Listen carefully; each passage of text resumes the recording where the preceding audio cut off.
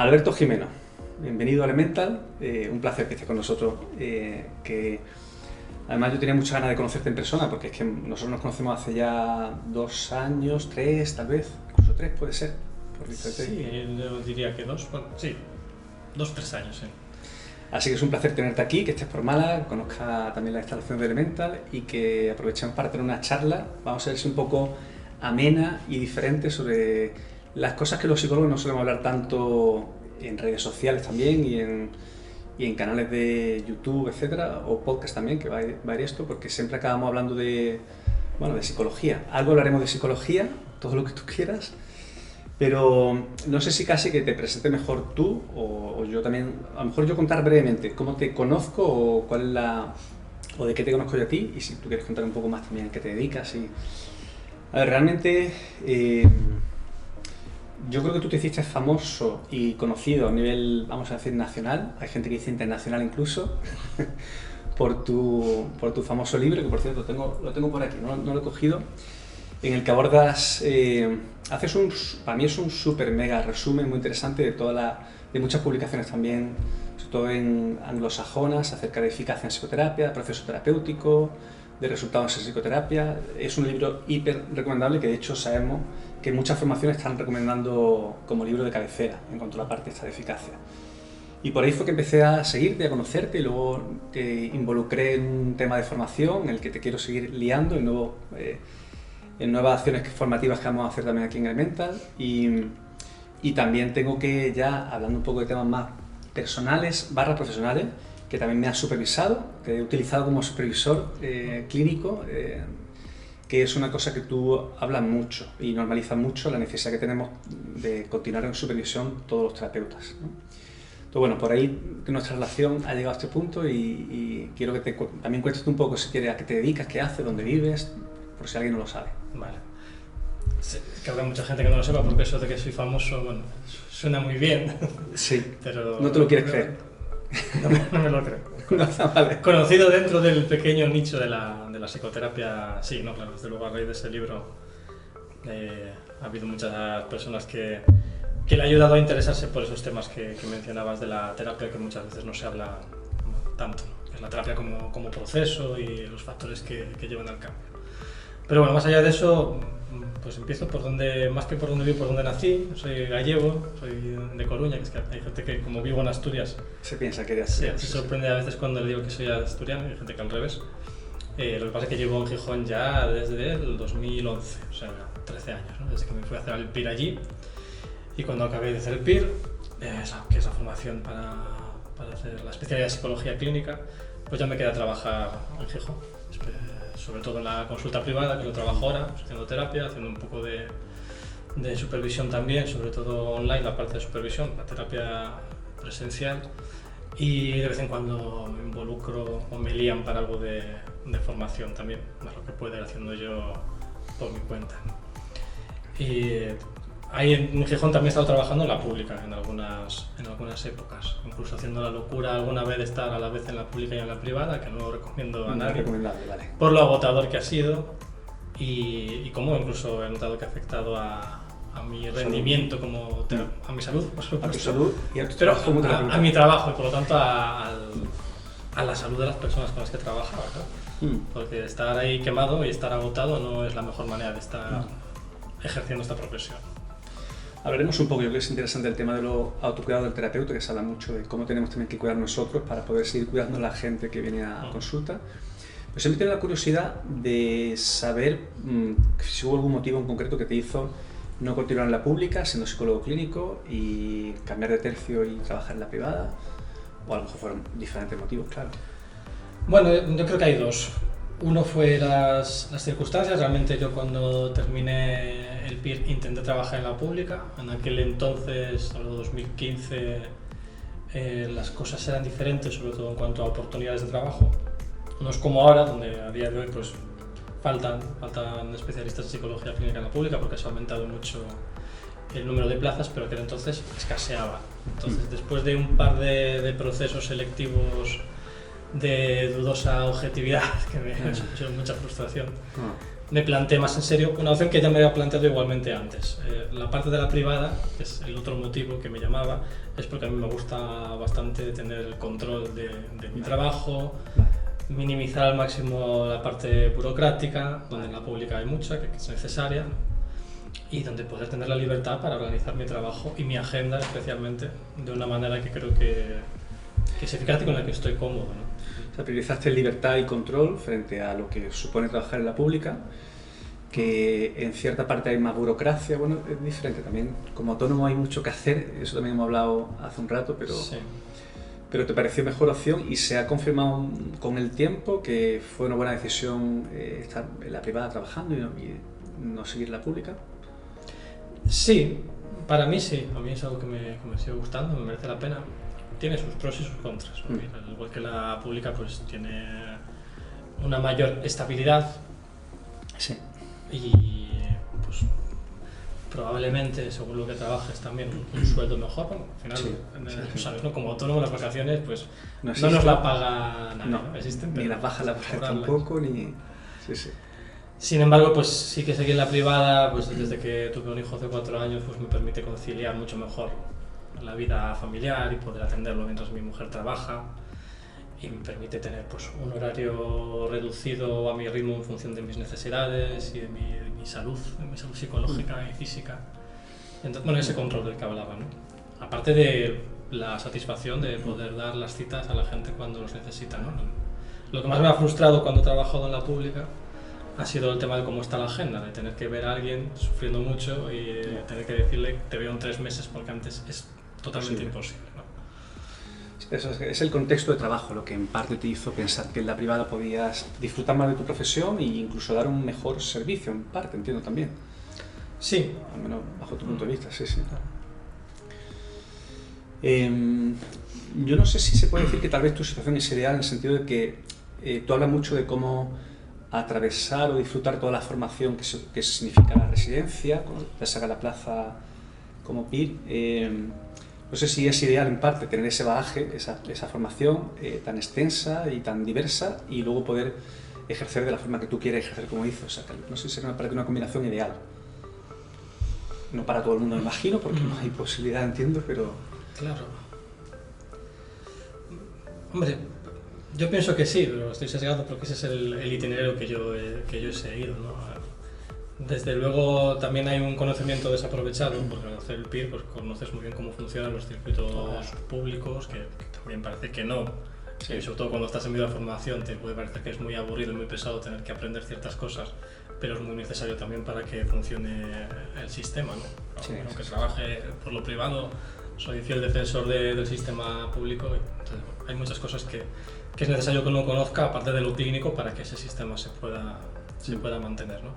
Pero bueno, igualmente, por supuesto, también el PIR te permite adquirir muchas habilidades, muchos conocimientos, sobre todo ver una gran variedad de situaciones, mucha rotación, ¿no? Te permite, además, claro, en diferencia de otras formaciones, son 4 años que son eminentemente prácticos. El primer día estás viendo ya casos reales, sino como observador por tu propia cuenta, y ves casos muy, muy graves, ¿no?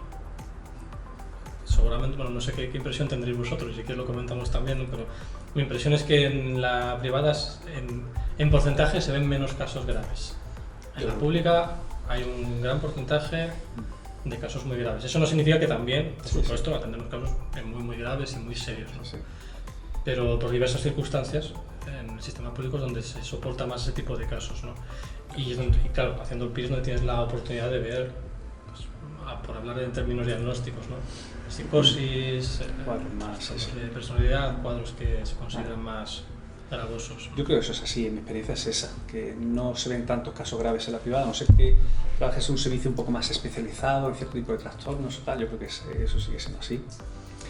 Y, a ver, cambiando un poco de tercio, también charlábamos antes un poco acerca de... Bueno, yo quería también preguntarte, no tanto cómo está el estado de la psicología, ni en tema de investigación, ni en tema de eficacia, sino en cuanto a cultura popular, cómo se divulga, cómo se habla mucho en redes sociales. Te comentaba antes un poco esa esa especie de paradoja, porque nunca antes parece que hubo tanta divulgación sobre salud mental y era algo tan bien visto, entre comillas, solamente tras el COVID, y parece que tampoco antes hubo tantas cifras de problemas de salud mental en la población. Y no sé si hay algo que tengamos que tener en cuenta los psicólogos para divulgar sobre psicología de una forma más constructiva, que sea útil para la población. Tú decías que es muy difícil realmente divulgar bien. A mí me parece dificilísimo y además la impresión que tengo yo es que se divulga mal. Y que se divulga mal. Pero vale. Quiero decir que es difícil, ¿no? Entonces, hay de todo, evidentemente. Pero, ¿cuál es tu idea? No sé si has pensado en eso. O sea, ¿hay algún escenario en el que podríamos hablar de una forma más sensata y que fuera productiva para la población, sin estupidizarla, ni dar consejitos, ni dar ideas que puedan ser contraproducentes? Sé que es una pregunta complicada. Yo creo realmente que no tendría que ser tan difícil, porque es precisamente extendiéndolo eso que has dicho, no volver a la gente, no infantilizarla, no asustarla, no hablar del problema está en ti o la solución está en ti, no hacer estas simplificaciones. Yo creo que se podría hacer buena divulgación si hablamos, claro, desde el enfoque que nosotros podemos defender, más contextual, centrado en que la salud mental tiene que ver con circunstancias, experiencias, etcétera, y no hacer ni generalizaciones ni simplificaciones, ni hablar en términos diagnósticos. Sí. Claro, bajo mi punto de vista, ¿no? Desde ese enfoque, yo creo que, por ejemplo, trabajos que hacen en la Sociedad Británica de Psicología, tienen así varias publicaciones que hacen tanto profesionales como para el público general. Claro, ya hablo de documentos, no tanto de redes sociales, que eso no sé cómo lo manejan, ¿no? Sí. Pero bueno, basándonos en ese tipo de presentar la información de manera comprensible, no alarmista, se podría hacer buena divulgación. El problema es que cuántos psicólogos somos y como muchos entienden, y es comprensible que una forma de darse a conocer pues es acumular seguidores, acumular me gustas, que se compartan publicaciones. Bueno, yo creo que muchas veces la gente se ve forzada a entrar en ese cauce, ¿verdad? De comunicación, ¿no? Sí. Y es verdad que probablemente pues, va a tener más impacto en redes sociales, una información de dudosa calidad. Que divulgación seria como la que tú hablas. Seria, a lo mejor la divulgación seria es más aburrida, claro, menos. Sí. Ya ahí, claro, yo como no entiendo de términos de marketing y de publicidad, pero tengo esa idea que hay las cosas que venden más o que llegan más son precisamente pues, las más sensacionalistas, que están lejos de la realidad pues de la psicología. Sí. Y en ese sentido creo que han cambiado un poco las reglas del juego en cuanto a cómo nos comunicamos. Al final Internet trajo entonces las redes sociales y esta comunicación mucho más rápida, más impactante, el contenido efímero que en 10 segundos ves un reel, un vídeo, y además ya últimamente incluso LinkedIn ha incorporado también los reels, o sea, es y bueno, y Twitter también, X. Entonces como que parece que es el nuevo lenguaje para comunicar, ideas rápidas al momento, todo muy colorido, espectacular, y no sé si tenemos que incorporar de alguna forma, sí o sí, y divulgar contenido más serio en ese circuito, o nos perdemos, nos perdemos el juego. Porque es verdad que la divulgación más estándar, un documento sesudo pero cercano que se explica, claro, yo no sé cuánta gente realmente consume ese tipo de poquitos, ¿no? Claro, no, me estaba saliendo voy a ponerme radical y a lo mejor tenemos que prohibir la divulgación de psicología o... Vale, eso quería que te mojara o dar una licencia, alguien tiene que pasar un tipo ¿A quién tenemos que asesinar? Porque luego tenemos otro problema, claro, como bien sabes, ¿no? Como luego hay diferentes enfoques y formas de entender la psicología, sí. Pues luego hay quien su divulgación, es decir, que el que divulga el de al lado, el de la cuenta de al lado, está totalmente equivocada, ¿no? Sí. Y viceversa. Y entonces vaya follón le estamos causando a la gente. Entre psicólogos nos entendemos, vemos esas guerras, los que ya pasamos un poco de esto pues nos podemos reír o relativizarlo, pero la gente de la calle que no tiene que saber nada de psicología se confunde más todavía en esa torre de Babel, porque digamos que se polarizan más todos estos procesos de opinión, ¿no? Pasa en política, pero pasa en casi cualquier cosa. O sea, ahora con el tema de la explosión de la salud global en general, o sea, que se habla mucho de alimentación, de nutrición, de ejercicio, pues hay un montón de maestrillos y de alguna forma parece que se saca partido de la guerra, ¿no? O sea, que si ganas followers, seguidores porque digas una cosa muy espectacular en contra de otro, Claro, esa es un poco la perversión del tipo de comunicación en el que estamos, o en el que está, yo no diría que solamente gente joven, sino que ya se extiende incluso a gente más mayorcita, y ni hablo de las nuevas generaciones. Tú que tienes un crío pequeño, yo tengo también 2 niñas, vamos a tener que lidiar un poco con eso también, porque es una fuente de conocimiento que puedes desvirtuar al final. Sí, tenemos que ser conscientes que es mucho más fácil hacer daño que hacer bien con lo que Correcto. divulgamos, ¿no? Correcto. Igual que con muchas cosas. La probabilidad es más amplia de que lo que digamos o hablamos pueda dañar sin pretenderlo, evidentemente, ¿no? Sí. Y una buena divulgación puede tener un efecto pequeño si lo tiene y si llega, nada en comparación con lo nocivo. Ya. Oye, ¿y cómo hacemos mientras se libra esa guerra y vemos qué ocurre con toda esta parte? ¿Cómo hacemos los psicólogos para sobrevivir también en nuestro trabajo de consulta, que requiere, como te decía al principio, que estemos medianamente equilibrados, entiendo yo, o medianamente centrados, si no se ve perjudicada el trabajo en consulta? ¿Cómo haces tú para autocuidarte, para no sucumbir? Bueno, yo creo que lo primero es intentar no aislarse, ¿no? Vale. O sea, a definirlo en algo realizable, estar en contacto con otros profesionales. Vale. A lo mejor se me viene a la mente Importante porque ahora Sí. estamos aquí tú y yo, y venimos de estar viendo varios psicólogos, pero me parece fundamental, ¿no? Porque luego uno, ya sabemos esta paradoja que puede darse, uno si vive aislado en su consulta, Sí. tenderá a pensar que lo que hace es lo mejor y a lo largo de los años pues a lo mejor acabará haciéndolo todavía peor, ¿no? Entonces es importante estar en contacto con otros para no encapsularnos en nuestras propias ideas, en nuestros propios sesgos, etc. Aparte del efecto beneficioso que tiene pues, el contacto social en general, también a los psicólogos, En la profesión. O sea que si nuestra profesión es muy solitaria, eso es una cosa que se ha dicho siempre, y yo en mi experiencia también lo puedo confirmar. O sea, épocas en las que no he contado con equipo, no tenía tanta posibilidad de compartir, se hace un trabajo muy solitario, estar en consulta con una persona, con otra, sin nadie con quien poder pues, chequear un poco lo que estás haciendo. Para ti la idea sería entonces tener regularmente ¿qué? Conversaciones o supervisión, o si puede ser también incluir el trabajo en equipo, o cómo planteas tú esto de que estemos en conexión con compañeros. Sí, yo creo que hay que incluir tanto el contacto profesional informal como el formal. Yo en mi consulta comparto espacio con otros 2 psicólogos y eso a veces me da la vida el salir de una sesión complicada por lo que sea, encontrarme con uno por el pasillo y poder en 2 minutos comentarle cualquier cosa, no buscando ni supervisión, a lo mejor el desahogo, por decirlo así, ¿no? Pero saber que hay alguien ahí que se puede hablar de eso, ¿no? O cualquier inquietud, ¿no? Sí.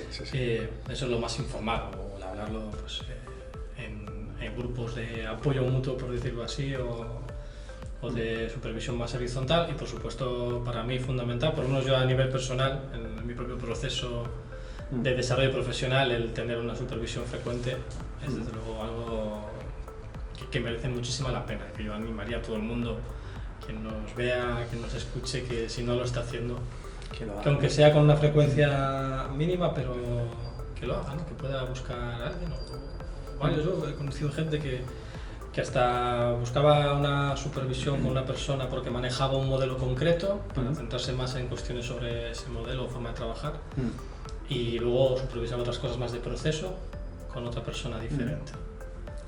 ¿Tú ahora mismo recibes supervisión? ¿Es una cosa que lo tienes incorporado siempre, o es por temporadas, o cómo haces? Sí, yo desde hace, pues creo que no sé cuánto tiempo. Con la misma persona llevo continuadamente pues 3 o 4 años. Al principio con más frecuencia, ahora ya también en función de nuestras agendas, pues mínimo una vez al mes. Sí que tenemos ahí un hueco de 1 hora de supervisión. Y claro, esto no lo puedo comprobar, pero estoy convencido que lo que mejor profesional me ha hecho en los últimos años es esa hora de supervisión con ella. Claro, la hora se extiende más allá, ¿no? Al final es reflexionar conjuntamente sobre el caso, sobre cosas de uno como terapeuta, y luego el llevarlo a la práctica con la situación determinada que haya estado supervisando. Claro, tú además coincide que como sueles participar en charlas, entrevistas, yo no sé hasta qué punto también el hecho de que tú reflexiones sobre tus prácticas, sobre lo que lees, sobre investigaciones, también te ayuda, no sé si a sentar o a chequear tus propias prácticas, por una cuestión de coherencia, no lo sé, pero yo siempre he sentido la parte más como docente, que creo que es lo que de las cosas que más me ha hecho crecer como terapeuta, el hecho de justificar mis prácticas y por qué decir una cosa y otra en consulta con los alumnos es una de las cosas que más me ha ayudado a crecer, ese ejercicio casi de mecanismo de garantía o de seguridad. Y la supervisión sería un elemento más ahí también, ¿no? En cuanto a chequear lo que hacemos, ¿crees tú? Sí, bueno, eso que decía yo creo que es fundamental, es desarrollar una actitud de mucha reflexión, mucha práctica reflexiva, ¿no? Pero de nuevo la medida posible compartida, que si no uno se encapsula y piensa que está reflexionando y realmente está rumiando, llegando a las mismas conclusiones. Con apertura también para aprender, claro, de esos momentos de reflexión compartida, ¿no? Estaba pensando en la semana que viene que doy una clase que te mencionaba antes en la universidad. Pues yo siempre que en esas clases o cualquier otra formación, y lo digo muchas veces explícitamente, y lo digo no por decirlo, porque quede bien, siempre hay algo que aprenda de lo que me preguntan. Siempre estoy atento a que me pregunten cosas nuevas, que no se me ocurría. En vez de inventarme la respuesta, pues diré, no lo sé, pero es algo que me hace reflexionar, ¿no? Y yo creo que es una actitud también que tenemos que tener, de apertura a aprender cosas nuevas, sobre todo que nos saquen fuera de nuestro terreno conocido.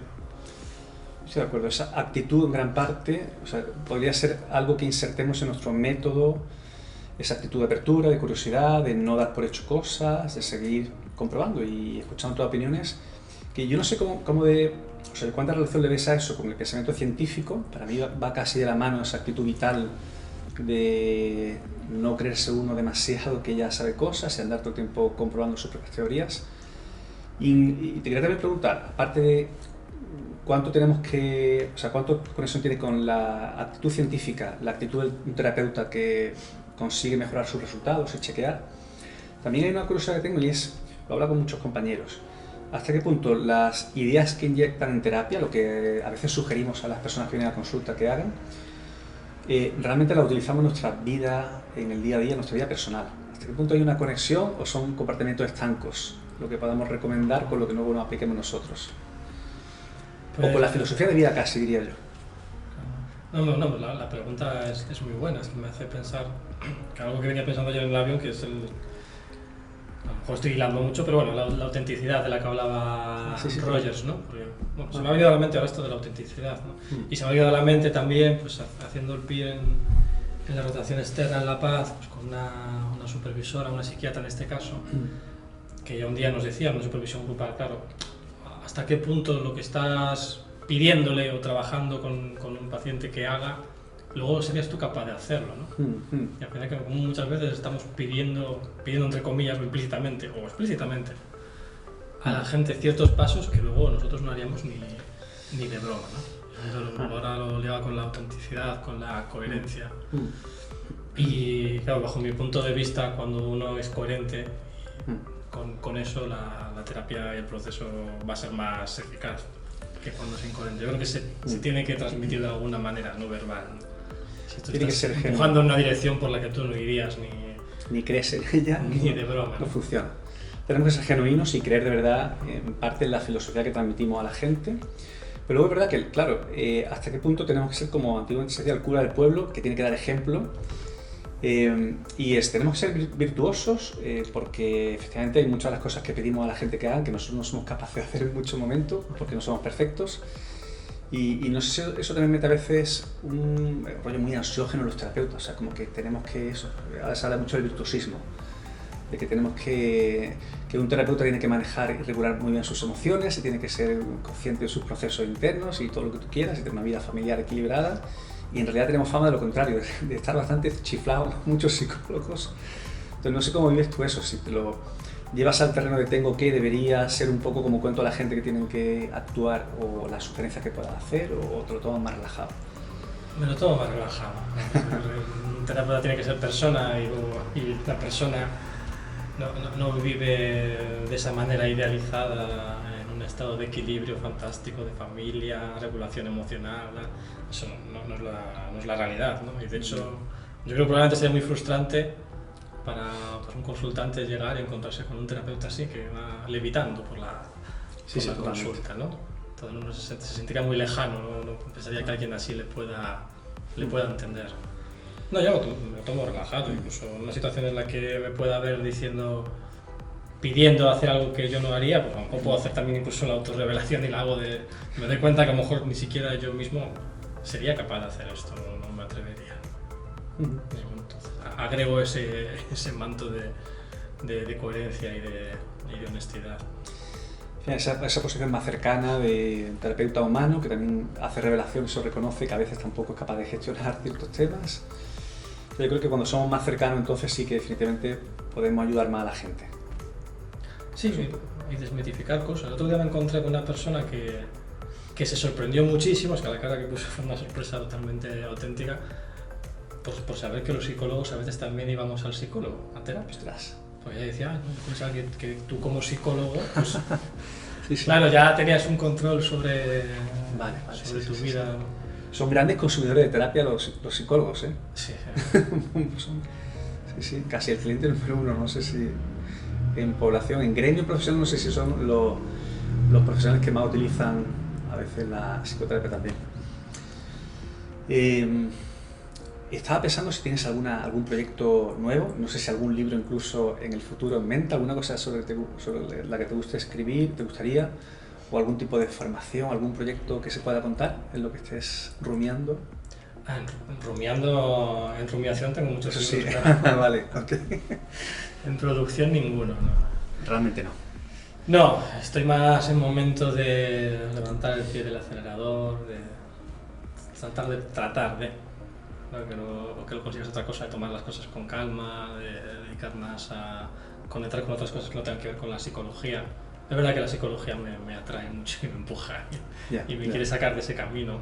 Entonces, bueno, sí, a veces tengo ideas, pero nada en concreto, ¿no? Fíjate que incluso desde hace semanas, meses, con una compañera tenemos la idea de escribir un artículo y ni me pongo ni me sale o ni me apetece mucho ponerme, ¿no? en este momento. Está siendo muy congruente con lo que tú también transmites en cuanto a tus cuidados, en cuanto a aflojar, en cuanto a cuidarse uno, se intenta aplicarlo en tu vida, sí o sí. Sí, eso intento.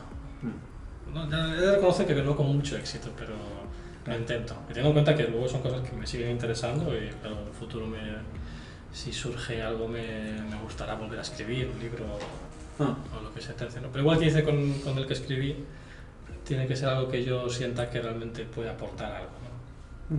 Si no, el forzarlo, porque es muy, no sé si es muy fácil, ¿no? Cuando publiqué al recibir feedback positivo, pues un poco como que sentía, esto me gusta, ¿no? Quiero más de este tipo de reconocimiento, a ver qué otra cosa puedo escribir, ¿no? Entonces ya era forzado y más guiado por la golosina al final y no es lo que quiero hacer. No sé si has escuchado, hay un nuevo movimiento, lo llaman también nueva ilustración, que es un poco esta idea de que tenemos que ser un poco más, como lo llaman, amplitud, un poco más polímatas, en el sentido de saber mucho más sobre muchas otras disciplinas y no solamente los psicólogos, concretamente sobre psicología. Antes miraba un poco libros que tengo por aquí que yo creo que los libros que los últimos años no son, al menos escritos por psicólogos, son de antropología, de neurociencia, hay mucho evolucionismo y me interesa saber si tú también estás un poco en eso, en ampliar tu foco, en aprender sobre más disciplinas que al final yo siento que conecto, que inserto también en las consultas. Hay muchos temas incluso existenciales y cuestiones que de la biología o desde la ingeniería, hay ideas súper interesantes que al final podemos aplicar incluso en consulta. No sé si tú estás un poco en eso también, en leer cosas que no tengan que ver con psicología y qué es. Si es el caso, ¿qué tipo de libros son? Me gustaría estar más de lo que estoy, porque sí que hay muchos temas que me interesan. Luego me encuentro siempre con el obstáculo del tiempo. Sí, las obligaciones. Lo que estoy leyendo estos días es un libro que se llama El deseo postcapitalista, wow, vale. De un tal Mark Fisher. No conocía de nada, era un profesor y tenía un blog muy famoso al parecer. Un hombre que por desgracia acabó suicidándose y son como sus últimas clases que están grabadas y está hablando de ello, ¿no? Y bueno, es más una cuestión contracultural, filosófica, sobre el capitalismo, sobre el postcapitalismo, sobre política. Menciona a muchos filósofos, también habla de Freud, hay una parte de deseo. Bueno, creo que es un poco diferente a lo que suelo leer habitualmente dentro de psicología. También estoy leyendo, hay a ratos, libros sobre mitología, que es un tema que Ajá. del que me interesaba conocer más. Pues he leído de mitología nórdica, ahora griega y romana. Vale, vale. Y bueno, sí, me lo estoy también a ratos un libro sobre el Bosco. O sea, Wow. Vale, sobre, sí. sobre su vida y obra. Entonces sí, intento tocar cosas diferentes. Es Ya llega un punto de la interesante. psicología que yo creo que hay veces que sentimos que aporta algo nuevo, pero no, hay muchas cosas que están ya escritas y Hay una cierta enseñadas hace saturación. mucho tiempo, y lo que se hace son muchos refritos de darle la vuelta con nuevos términos, pero viene a ser lo mismo. Sí, es un efecto de saturación. Pero es interesante lo de la mitología, por ejemplo, yo lo veo súper útil incluso en toda esa narrativa que hay, con personajes, con dilemas, con sufrimiento, que a veces yo creo que vemos la relación también con personas que vienen de nuevo a consulta. O sea, a mí me parece que podemos sacar partido a tantísimas cosas de las que vamos curioseando, que me gusta un poco ese ejemplo, sí. Alberto, ¿alguna cosa en tu estancia en Málaga? ¿Llegaste y estaba lloviendo? Bueno, ayer realmente no sé si llovía, estaba nublado, pero hoy estaba lloviendo y ha salido el sol, cosa que aquí en Málaga no es nada raro, caen 3 gotas y vuelve a iluminarse todo, o sea que esperamos que disfrute además del clima de aquí, que es una de las cosas un poco más diferentes. Y no lo sé si hay alguna cosa más que quiera compartir antes de que te despidamos. Bueno, lo que estaba pensando mientras hablamos es que casi todo lo que decíamos acerca de lo que tiene que, o lo que puede o no puede hacer un terapeuta, en realidad más que para un terapeuta es aplicable para una persona en general, ¿no? Somos seres humanos, La coherencia, la apertura, la experiencia, o estás hablando de diversificar conocimientos, el apoyarse en los otros. Hablábamos de psicología, a lo mejor hablábamos de algo más de psicología, sino de la vida. Sí. Buena conclusión, se puede aplicar a cualquier persona en realidad, lo que a nosotros también nos beneficia a veces. Pues Alberto, tocayo, muchísimas gracias por participar con nosotros y haremos más cosas en el futuro seguro. Bueno, encantado, gracias por la invitación, por la recepción y por la charla. Muy bien, gracias.